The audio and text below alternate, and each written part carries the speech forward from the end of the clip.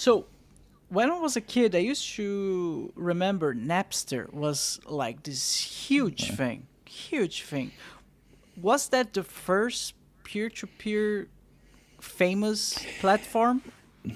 Well, they were not purely peer-to-peer. They were centralized in a way of controlling. So they had a network computer for distribution, but there was a central server. That's why they could be shut down. That's why people could get Oh, arrested about okay. it, right?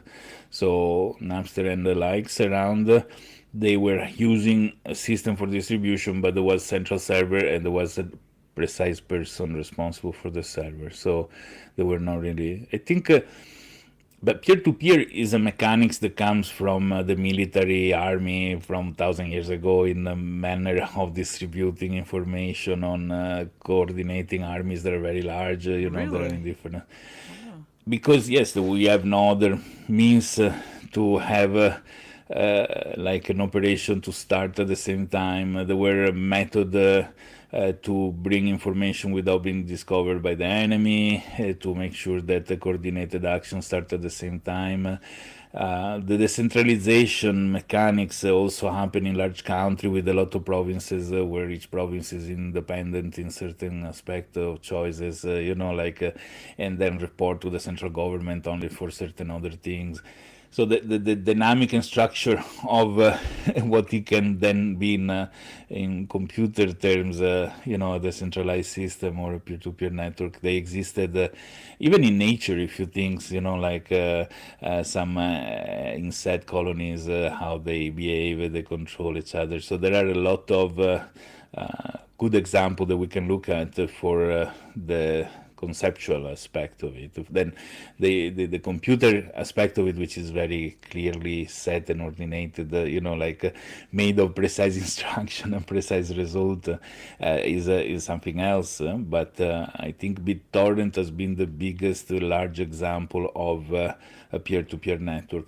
But there were federated networks. If you think about it, the email. Hmm. When the email first started, each office, each house had a mail server. There was no. Now there are four companies that control all the mail of the planet, which is a very bad thing. This is not. This is centralized control of information, and is horrible.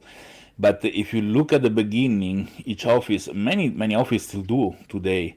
They have their own mail server in their own office, and the email that you send goes from this mail server through the mail server of the recipient.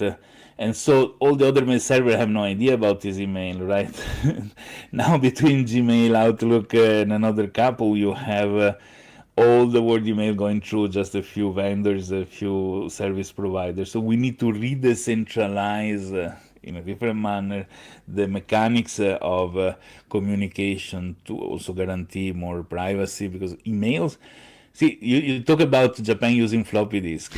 Yeah. I guarantee you that the email protocol is the most old protocol that is still used today and is horrible in terms of security, in terms of privacy, in terms of how many times you receive an email with somebody asking you money that is sent from your own email address. It says, I can control it, because the protocol is so weak that it's so easy to spoof email. It's so easy to do so many like bad things.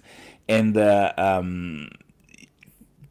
this is because it's hard to drop it, because everybody uses. To me, email is useless as today, because I receive hundreds of emails every day, after cleaning the spam and things. So hundreds of potential email I should check out, so most people send me a message in Telegram saying, hey, I sent you an email with this subject, go check it. Because it's hard to intercept the good one, even though I put the Andrew filter, because it's a protocol that everybody uses. It's hard to drop. It should make the recoded, the reprogram much better. But who has the bravery, like in Japan with the floppy disk? And yeah, so probably, yeah, there are many things that need to be re-decentralized, like remove from the end of a few that control everything, and they need to be made a better version of. I think we need to Mm. be, yeah. So That's I think the take of why things don't progress. Not only government. So like I mean, email. There is no Mr. Joseph Email that is the owner of email system.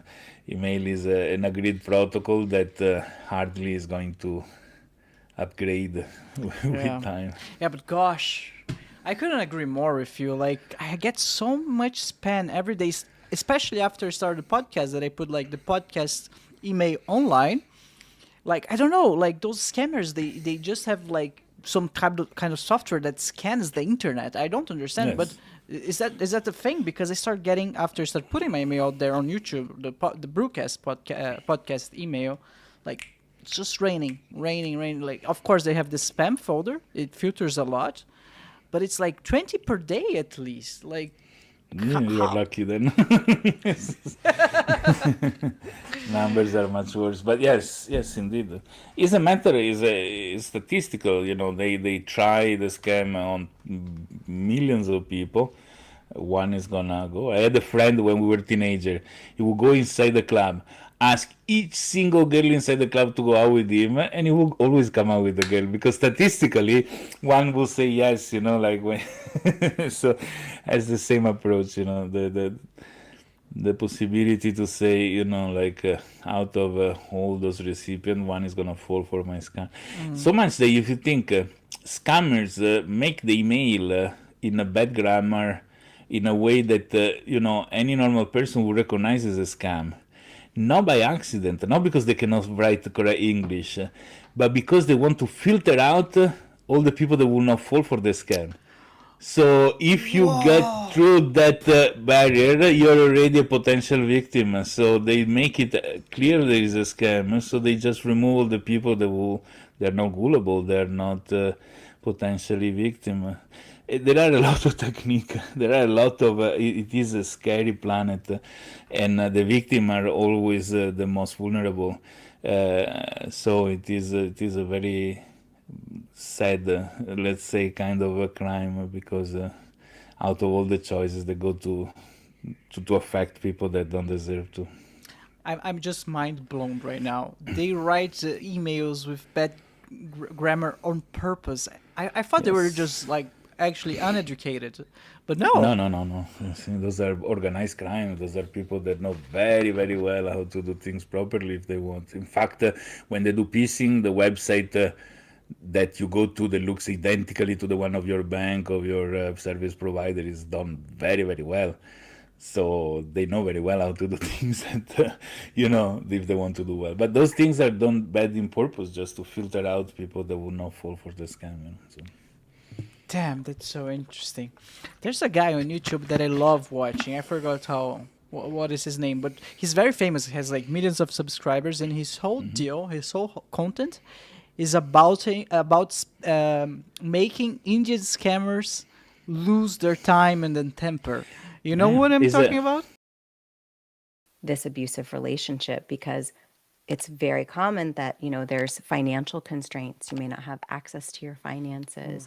There may be issues with food, where you're going to live, with your support system, with your mental health, not even necessarily because you have depression or anxiety, but because your nervous system is responding to the fact that all those factors I just discussed are present. So your basic human needs are not being met. You are not safe. And your nervous system is going to tell you that because the brain, and especially the really prehistoric part of our brain that we share with other animals, right? Not these big, beautiful frontal lobes that come up with all these amazing things. The really prehistoric part of our brains that's, involved in setting off our fight and flight reflexes. Those part of our brains are going to be sending the signals to say, you're not safe. You're going to feel it maybe in your stomach. You're going to feel a tightness in your chest every time you think about this person or them coming home or you having to speak to them. That is not anxiety. That is a message from your nervous system that you're not safe, right? If there is something triggering that in you regularly, it's basically saying, pay attention to this. I'm going to keep telling you to pay attention to this until you listen to me. And unfortunately, if you don't listen to me, I'm just going to turn up the signal. And that signal, having cortisol and all of these chemicals running through your body, these stress hormones running through your body all the time, they're not good for you. But the problem is, the brain doesn't really care that it's long term not good for you. It just cares about helping you survive this moment because it is telling you, I'm not safe. I trump everything else. Get me out of this situation. So until you develop the strength and the plan and make that progress towards your safety, unfortunately, your body is going to keep on doing this. So that's why we talk about, if you're not free, if you don't have freedom of choice, if you're in a relationship that doesn't allow you to be whole in yourself, there's really no way forward. There's no way to grow or be healthy in that situation. This feeling that you mentioned, could we say it's the gut feeling? Yes, yes. For many people, it is that gut feeling. All right, yeah. I think I was watching an interview from Jeff Bezos the other day, and he said like you like I don't exactly remember the precise like phrases and quotes and words he used, but it was something around those lines. Like, I'm surprised how many people don't just listen to their gut feelings. You would be surprised of how many of my decisions are based on my gut feeling. And Yeah. and I mean, he must know a thing or two about business and leadership, so I would trust him on that regard. And I mean, if he's doing it and he seems quite successful, in my opinion, in his endeavors, why wouldn't you or us all use it on our day-to-day lives and our relationships and stuff? Just seems Yeah. wise, in my opinion. But I think it comes back a little bit to what we were saying. Like, that's not something that it's taught. It's something that you Right. learn, or hopefully learn through a podcast now. That's amazing. But yeah. Yeah. And through seeing, often women, not always women, also men, but it's really important for young people to see women in their homes being really free to make choices, being really free to disagree and speak up. So when people in my generation work on these mindset shifts, right? Then maybe they're not getting that education at school, but they're getting it at home. They're seeing moms able to disagree with dad. Mom's able to have a respectful conversation where she doesn't just go along to get along. And that's really important modeling. And that is going to, again, develop these ideas, concepts, and tracks in the brain of what is normal, right? Because if kids go out into the world thinking, due to culture or family system, that coercive control is normal, they're going to seek out a repeat of that because it feels like home, even though it doesn't feel good. So you said culture of control, is that right? Yes, a culture of control and coercive control. When, sometimes it's quite common, it's a abusive tactic where instead of saying, you go do this, it's more like, well, you really want to do this, make me happy, don't you? Right? So that's where coercion comes in. And then it's so smart and it's so manipulative and harmful. Because then on the other side, and this happens to children, not just grown-ups, right? And then on the other side, they can say, well, I didn't tell you to do that. You made that decision. And you're thinking, did I make that decision? And then you think back to what you said, well, I guess I did make that decision. But the reality is, you knew what the decision you were allowed to make, right? Because this isn't the first time this is how this was termed to you. And you know what the consequences are of not going along to get along, right? Whether those be consequences of being stonewalled, of, receiving what we call the silent treatment, right? From someone who is really important to you in your life, or being physically reprimanded for that, which of course is illegal and unacceptable. But there's a wide variety of things that can happen. And for a child, being not spoken to by a parent is terrifying. So that can be enough to coerce them into doing all sorts of things because their survival depends on their relationship with their parents, no matter how dysfunctional that relationship may be, their survival depends on it. So it's pretty unusual for a child to even really speak up for themselves until they get to a certain age where they're able to. And that's why it's so important to show them, have these models around them. And that's a big thing that work I do. It's not just for my clients, it's for other generations of young people that are around them. When you teach them these new skills, those skills are going to be passed on and they are going to make the world safer and better for young people. And that's why I do what I do. And that's what I really hope and pray for.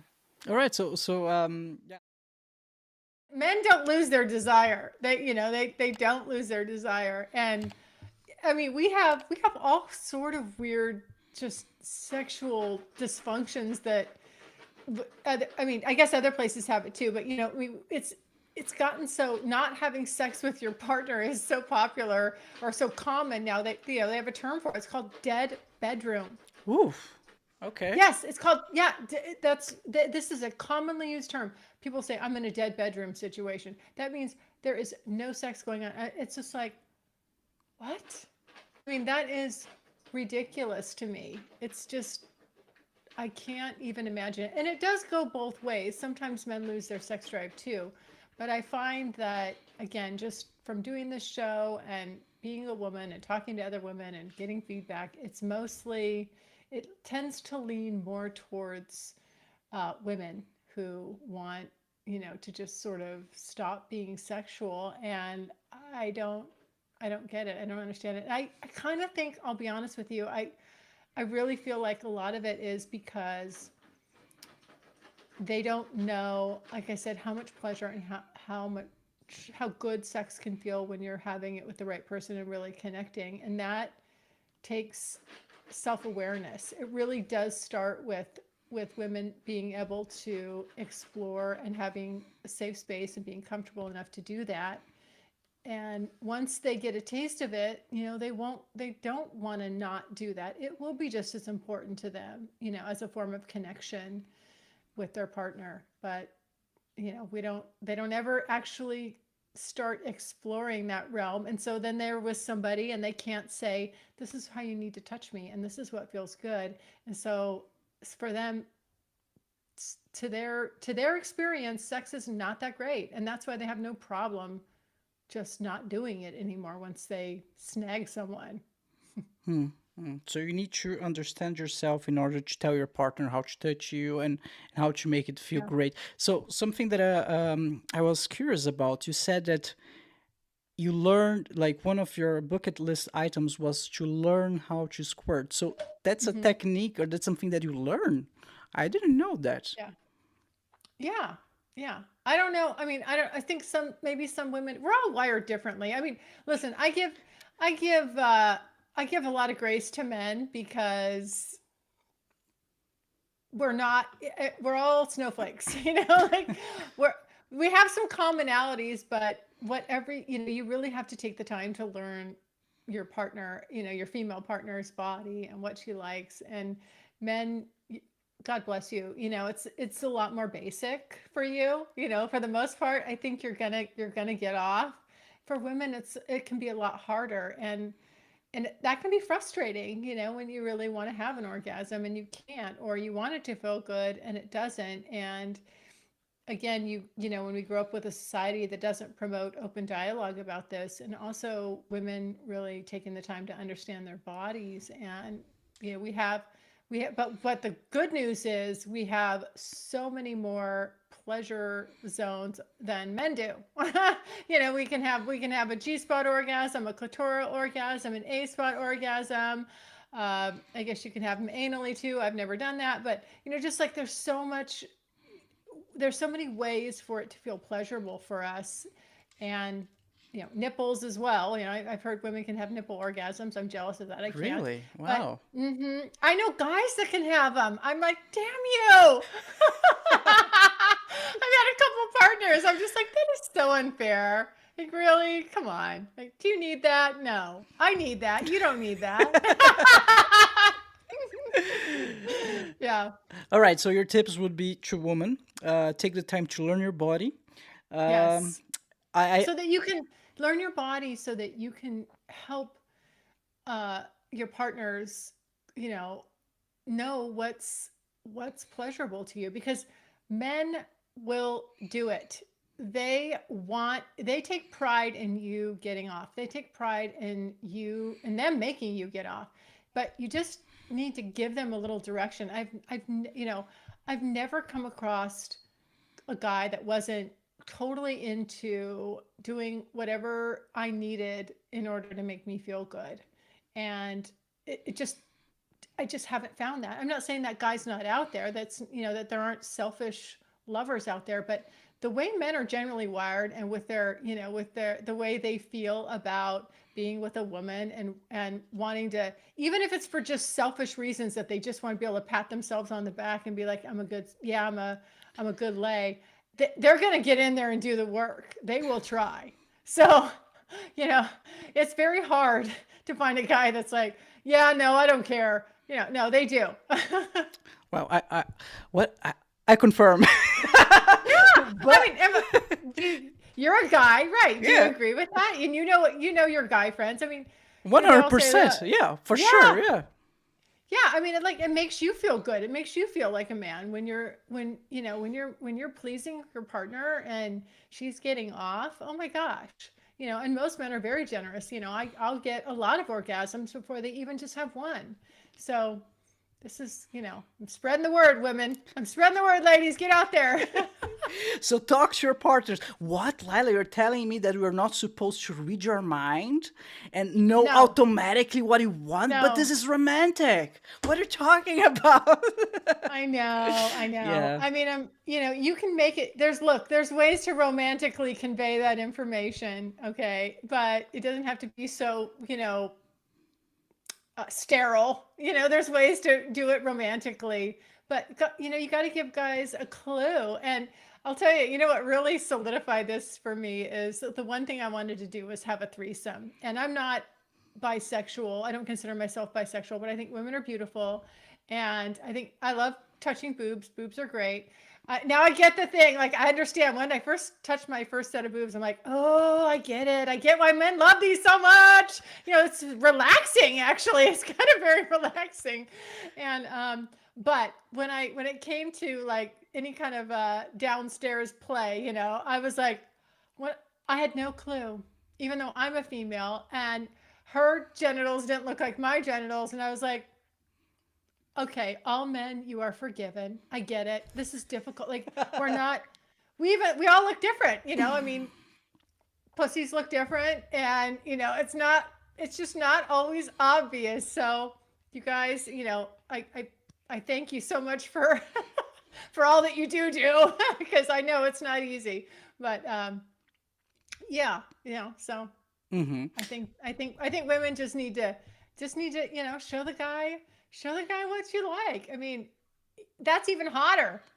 Yeah. Just have him watch you. Just make him sit there. That's always fun to do. Like, just tell him to sit there, sit his ass down in a chair, take control, and just tell him he just has to watch. He doesn't get to touch. You're going to drive him crazy. And he's going to, and if he's smart and they will pay attention. They do.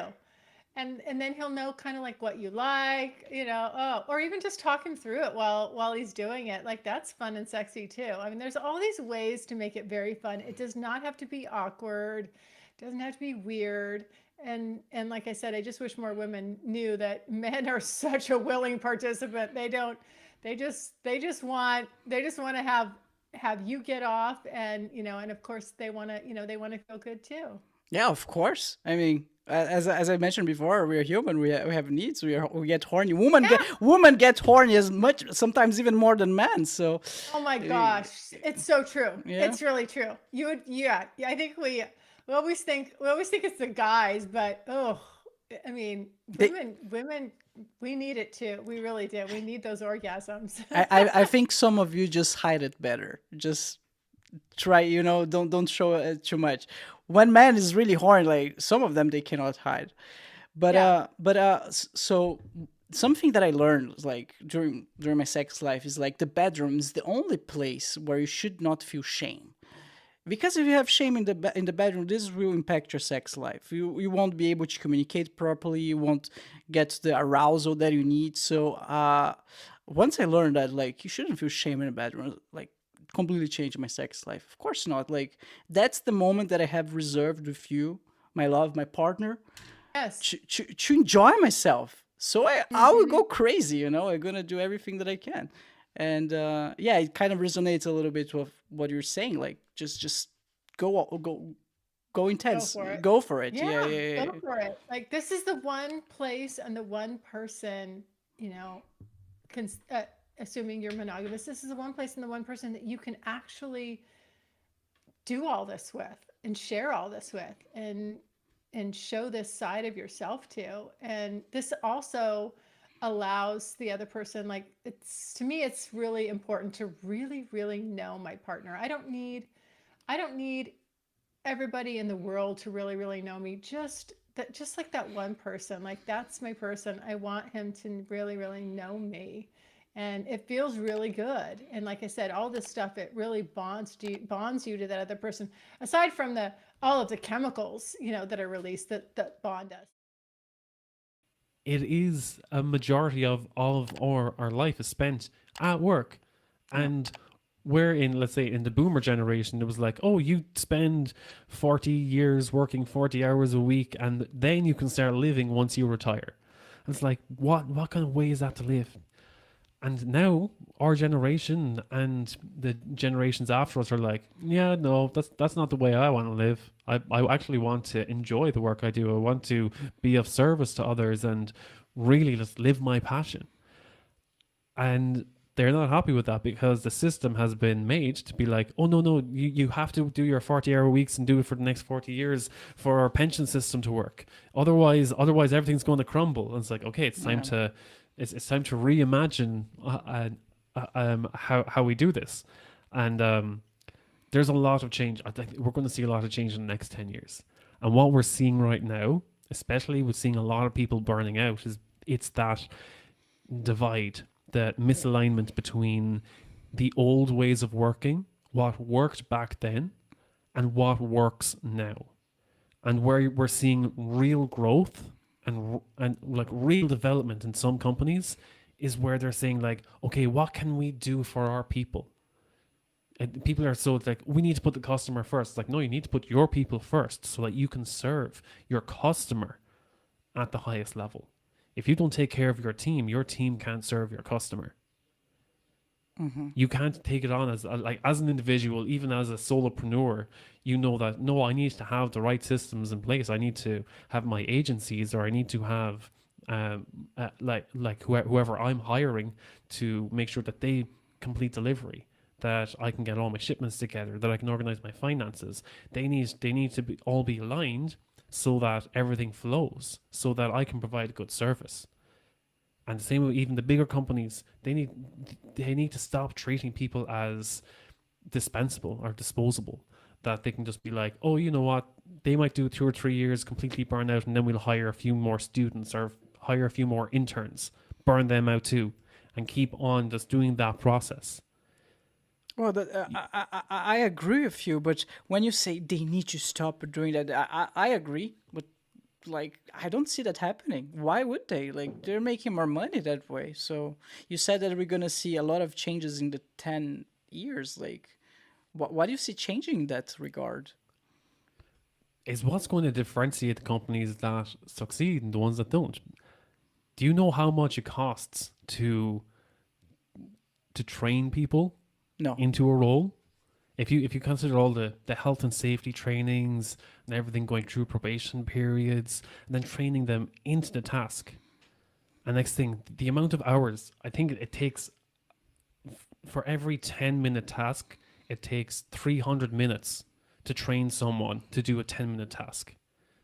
So if you're looking at an 8-hour day, how long does it take to train someone in to do an 8-hour day? If you think of all those training hours. And next thing is like, okay, and then we've got specialized projects, or we've got specialized skills. And you've done that and you've trained someone, and it probably takes them half a year to train them, all that money into training. And next thing, you might get 12 months, 18 months out of them, and you have to repeat the process.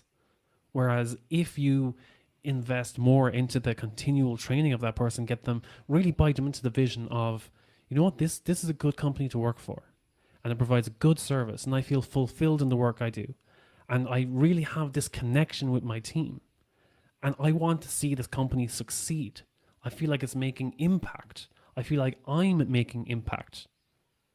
And you stay with that company for the next 10 years.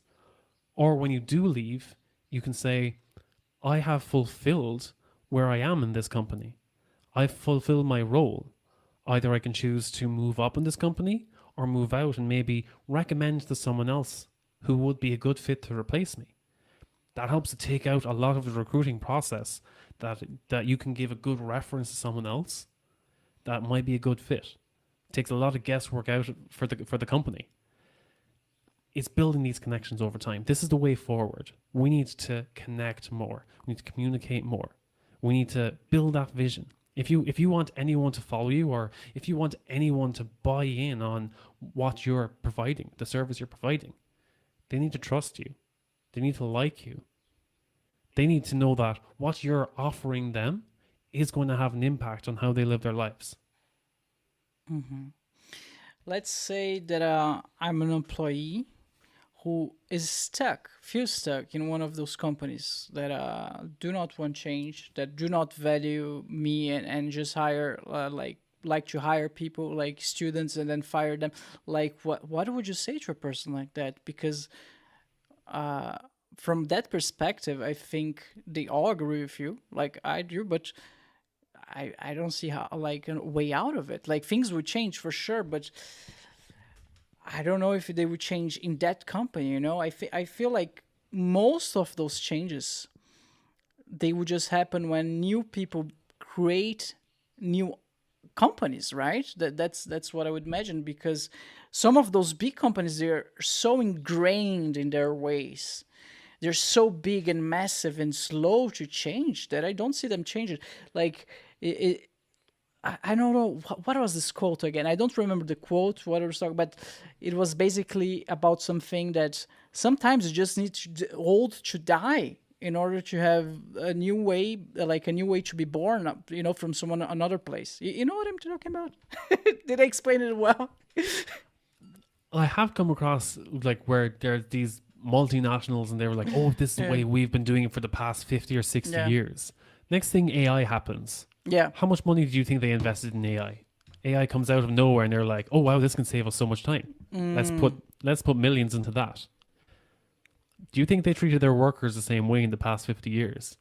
Where they were like, you know what, if we put this money into our workers, they might stay long term, they might upskill, and they might, you know, help to expand the company where it's never been before. Do you think they took those risks on people I the don't same think way so. that they took on AI? No, for sure not. If you think about how companies invest in their software, how much do they spend on maintenance of that software? How much do they spend on updating that software? How frequently do they update that software? Do they train their employees the same? Do they look after their employees' health and well-being the same? Do they even have monthly, weekly, daily check-ins with their employees to see, hey, you know, same way as they're rebooting their computers, that to make sure that everything's running smoothly? Are they checking to make sure that, hey, are we good here? Is everything running smoothly? Are you thinking clearly? Do you know what task you have to do today? Or are they just looking and being like, okay, I know that 50% of the employees are coming in today and just running on the hamster wheel and flicking through emails, marking them all read, unread, and putting them into folders and going home, doing nothing.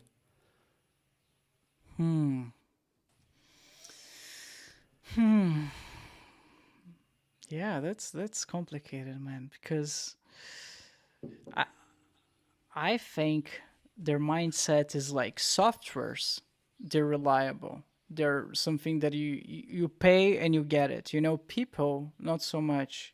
I don't know. I don't know why they don't invest more in people. Now I'm I'm infuriated now. That's the thing. This is what gets you thinking. Is software reliable? It's reliable when it works. What happens when those computers crash? What happens when servers crash? And they're like, oh, nothing you can do until the server's back online. Do they say the same to their people? Is they're like, oh, and someone's taking a day off, and it's like, well, you can't take a day off. You can't take a day off. I need you in the office. And it's like, no, well, I'm taking a day off. They won't treat that person the same way that they treat the server going offline. They'll just accept it. It's like, well, there's nothing we can do about that server going offline. We're just going to have to wait for it to come back on. Or, hey, let's look for a backup server. If a person gives them short notice and says like, oh, I can't come in today, and they say that's not good enough, that's not a good way of approaching people. We need to treat people with at minimum the same importance as we're treating our software and our machinery. That's crazy. I never thought that way. That's insane. Why they do that? Do you think it has something to do with control? Like the software, maybe they feel they have some sense of control over the software, but when it comes to people, they feel mad at themselves because they don't have control over you. That's so weird. It's treating people as a resource. Okay. They treat people as a resource, and they see it as an expendable resource. And that's see. the way a lot of companies just view people. And with that comes from a place of power. And these are real conversations that we need to have in the workplace. The reason that structure is there is because no one chooses to question it. Just think, oh, you can't have that conversation. When I first started my podcast, when I recovered from burnout, No. I was like, there was one thing that was missing when I was on my journey, and that was resources. There weren't many people talking about burnout then, especially not men. Very well. And for me, that's amazing because one of the reasons why I started BRUCAST is to, well, meet new interesting people, but also learn. And one of them is like blockchain. That's a term that I hear all the time. It's a hot topic, but I still don't understand it. Could you? Okay, and please- I can explain. It's Yeah. no problem. Actually, consider we have plenty of time. I can give you the deep, good, explanation, which is better than a concise one, because we are living in the information era, right? So we had the industrial era before, age era, as you want to call it. So now it's an information age, right?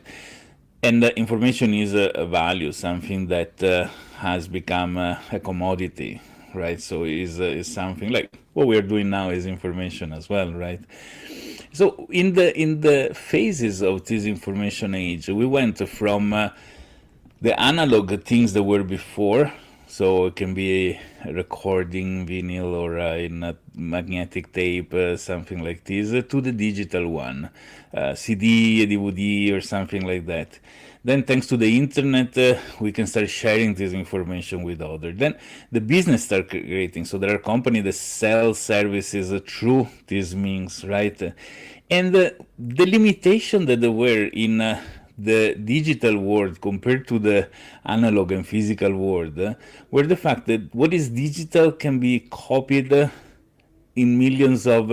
if you think the biggest war against piracy were not there when there were music tapes, because they knew that after copying a copy, another copy, the quality was so degraded that people want to buy the original tape because the quality is good.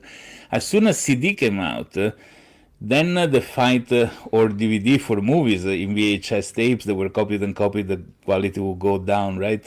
Because the digital copy in 1 and 0 is identical to the original. So much that if I have an MP3 file and I make 10 copies, we don't know which one of the 11 files is the original because they are identical one to the other.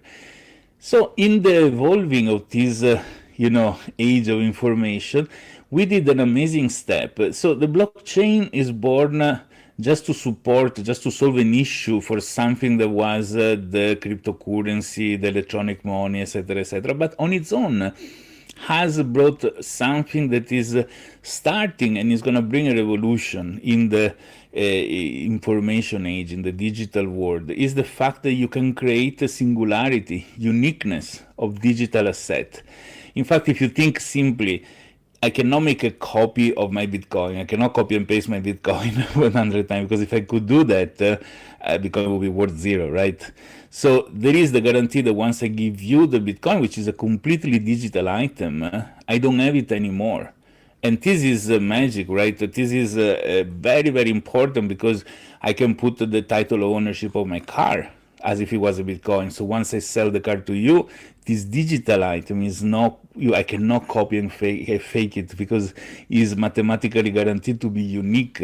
That's why there was this big bubble of these NFT monkeys that were worth a lot of money, which is a crazy thing, I think, to start with. But because the fact that that monkey is unique, you can make a copy of it, but it's a copy clearly. I can show that the original one is mine, and that's the value that it has, right? The worth that it has. So these allow the guarantee, given together all the other technology that are there in blockchain, like cryptography, and peer-to-peer networks, etc., etc. The guarantee of the quality of the information. So I give always this example. I need to subscribe to the gym. The gym wants a certificate from my doctor that I'm healthy to go to the gym. So usually people can take a piece of paper, Photoshop, and fake one, hardly can be verified. But if the government uses something like blockchain, where the digital identity of the doctor is registered in a record of doctors, so is really a doctor that can be proved cryptographically, okay? And he signed a digital document with his digital signature, is guaranteed that this document is the one that he signed, and he's a doctor authorized to sign it. So when I share it with the gym, they have the capacity to verify that everything is correct. There is no way to fake them, to create a temporary document to make fake signature. It is a chain of like a sort of supply chain of documentation that is cryptographically guaranteed, and is not yet fully applied this. But if you think the beauty of this, because we could always have done this, but you should have elected somebody with a server to guarantee for third party. Like when you do the digital signature in the document that they send you, you're using a service. This service has a server where they save the fact that you signed, right?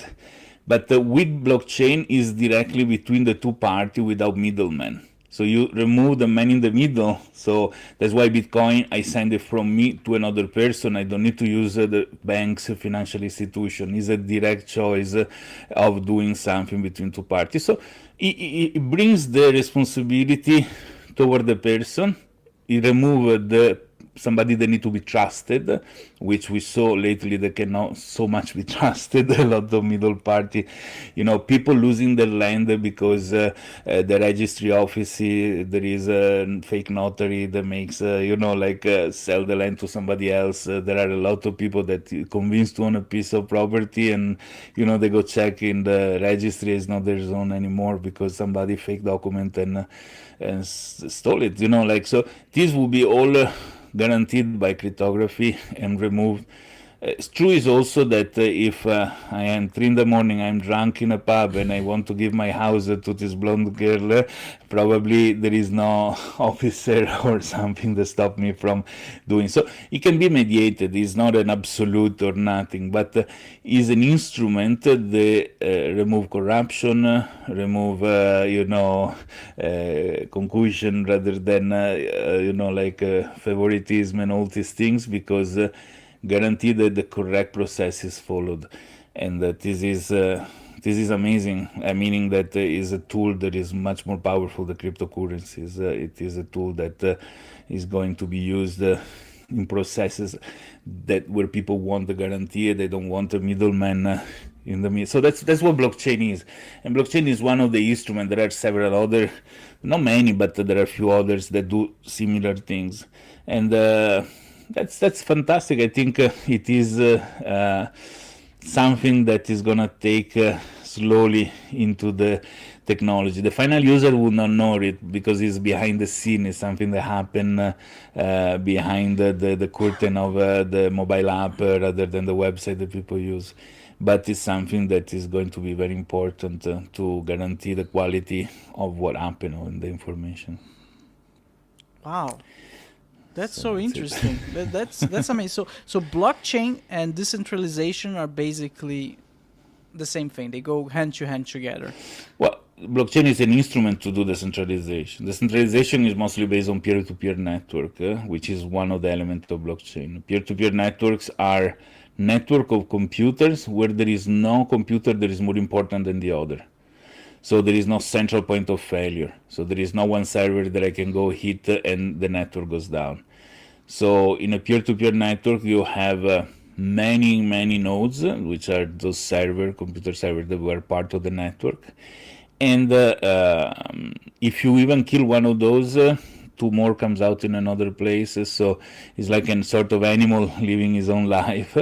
What makes the network working is the protocol, is the set of instructions that guarantee the quality of the data that travel through the network. So, but they can be used without blockchain. It can be used to make phone calls, video calls, data sharing, many other things, data storage, in a way that if you think a BitTorrent, which is an instrument that many use to download the file, is on a peer-to-peer network, is what made the regulator change the regulation. Before it was illegal to share.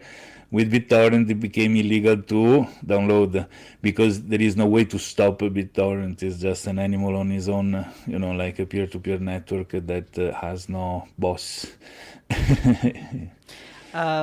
So torrent was one of the first peer-to-peer networks to exist. So even before that, so every blockchain, so sorry. Let me.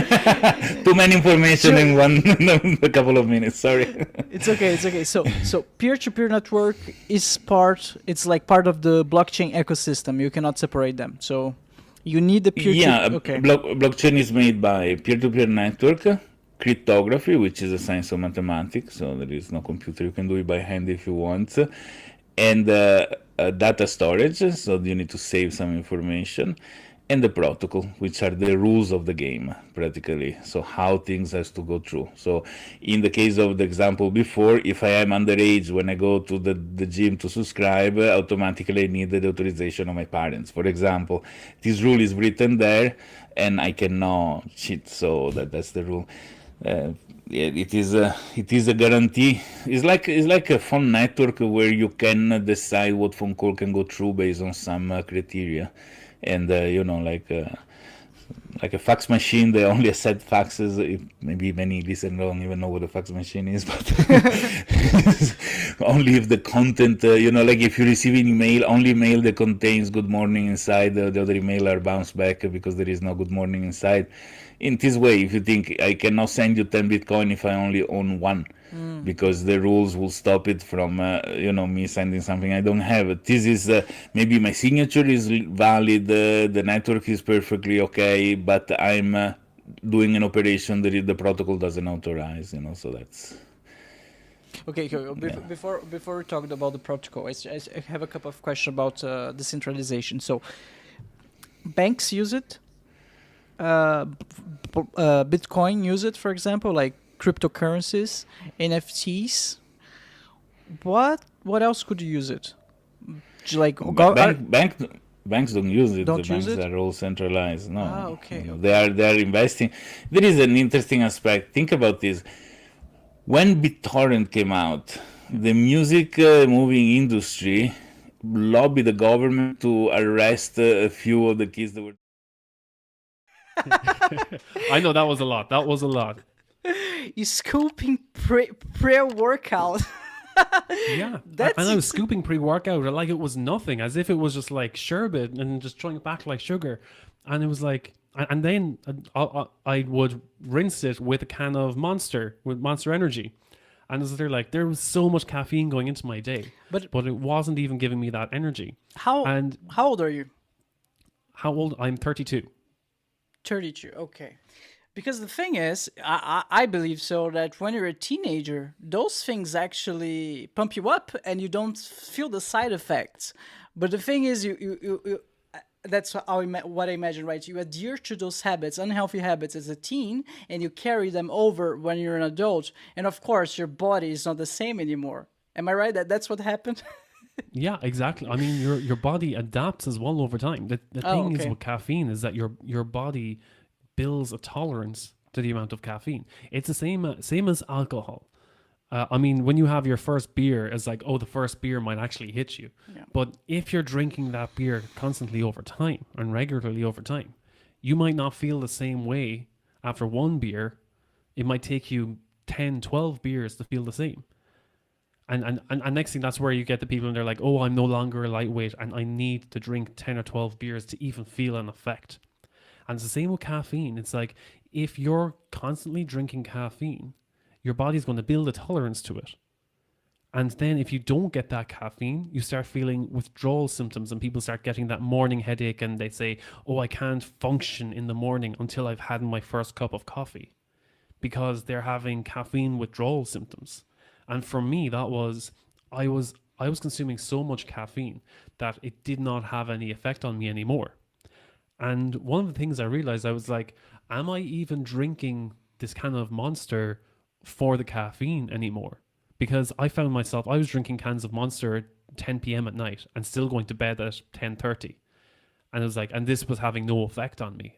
Or so I thought. Maybe I was having lower quality sleep, but it wasn't perking me up to stay up all night. And next thing, one thing that I did at the time, just I think it's my scientist side of me, my scientist background. I love just running tests, and I was like, okay, I'm going to test myself. I'm going to do this experiment on myself. That instead of drinking the full can of Monster, I'm going to drink half, and then when I get halfway, I'm going to dilute the rest. I'm going to fill the can up with water again, and then I'm going to drink half again. And then once I get around halfway, I'm going to keep on saying, okay, I'm about halfway in, I'll fill up with more water. That way I'm getting less caffeine, I'm getting more hydrated because I'm drinking more water, and I'm still pretty much getting the same taste of Monster. And I found that I got to a point where I was filling up a can completely with water, and there might still just have been the taste, the aftertaste, like surrounding the can. So would have had that mild watermelon or fruity flavor from the Monster can. And I was like, I'm literally just drinking the water. I just have the habit of drinking from a Monster can, and that's getting me through the day. And I realized I'm no longer drinking this for the caffeine. I'm just drinking this purely out of habit. Wow, that's amazing. That's a very clever way of tricking your brain to stop drinking it, basically. Have you heard about this? Oh, how it's called again? It's like, I think it's called liquid death. It's like, have you heard about it? Yeah, it's sparkling water. They put it as like an alcohol alternative, and it's just flavored sparkling water in a can. Yeah, but it looks like, from the outside, looks like beer, right? Yeah. So I think it's awesome. Just by the Again, looks when of it comes to marketing, it's a great idea. Yeah. But it's some expensive sparkling water in a can. Yeah, for sure. So going back to the farm. Oh, I'm sorry. Let's finish the story first. So even when you're getting like the annual tax income for the house, 300 euros, that was like stressing you, and was that moment that you realized I have something like serious, something more. That was the point. What got to me, like that was just one of those little niggling things where I was like, something is seriously wrong here. You probably should look into this. For me, it was, I had known for some time that I was escaping from my negative emotions. All my negative Okay. emotions, I was dulling them. I was essentially creating this struggle for myself because I didn't I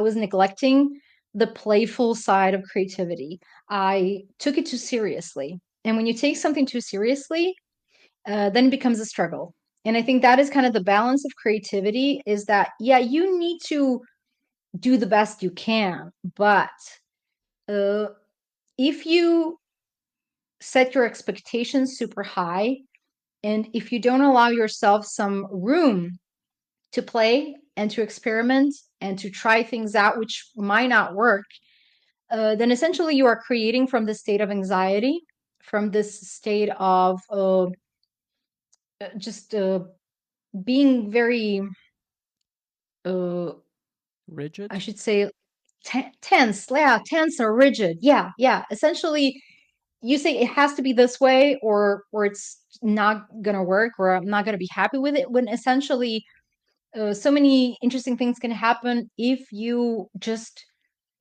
allow yourself to just do whatever, just try whatever, and maybe it works out, maybe it doesn't. Like I had some illustrations that I had to paint over because they didn't work out the first time. And then there was something, essentially I forgot how to play with my art.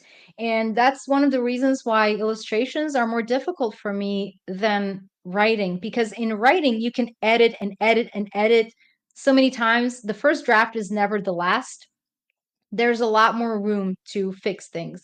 And in visual art, because I'm working mostly traditionally nowadays, I do sometimes, do editing digitally. I did do a lot of digital painting before, but now I'm just more into traditional art. Sometimes, there is a point of no return. And that was really causing me like mental blockades. Like I was afraid of painting. I was afraid of creating the art that is not going to be good enough, because I was creating such high expectation for how the art has to look. Like it has to be really good because I want to have this really beautiful illustrated book. And so I was just creating a lot of this.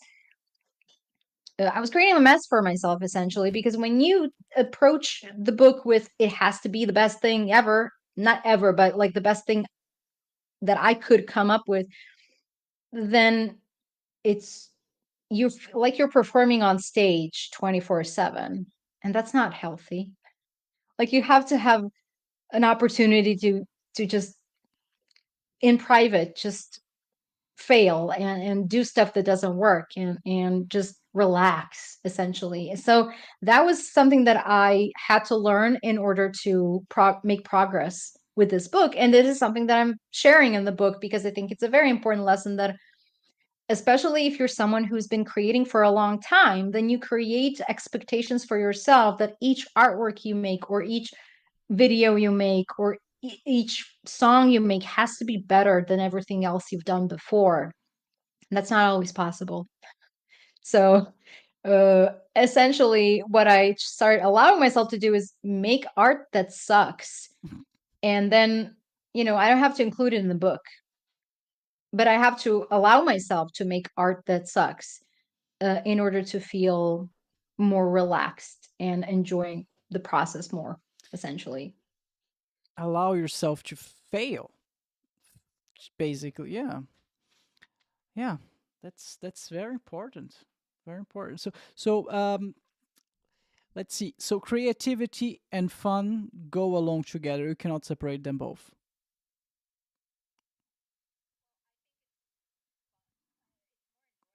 If you can combine them. I'm not saying that every part of the process is equally fun. I think we all have different things that come easier to us than others. So, for some people, for me, drawing is easier than painting. Mm-hmm. So I enjoy the process of drawing more than I enjoy the process of painting, but I have found ways to make painting more enjoyable for myself. Just to maybe take certain shortcuts that save time, or maybe use certain techniques, combine techniques that kind of work well together, and so on. So I think, but even I try to have fun when I work for clients, because I think that when you have fun, you kind of open yourself up. Just your brain works differently. Yeah. I do know that some psychology studies have found that when people are more relaxed, when they're less stressed, they're going to come up with more creative ideas. That is for sure. But I feel like uh, I do a better job for my clients when I'm having fun, because then I allow myself to go some on these side quests, and maybe come up with something that I wouldn't have thought the client might like, but I really like it. And then I'll show it to the client, and they see it and say, oh, wow, we do really like it. Something you wouldn't expect, because you think, oh, this is too wild. This is too risky. But then they see it and they're like, we're into this. This is cool. So, I think it's because people generally like to have fun. And when you are having fun while you are creating something that other people are going to see, then you are inspiring them to have more fun. I think we're any creator that is sharing any kind of media, we are influencing how other people are feeling when they consume what we have created. And so I think that energy of what we're putting into it is going to get transmitted through what we're putting out. So I think if I'm having fun while I'm making something, then other people might have more fun while they're reading it or looking at it or using it as a design for their brand or what have you.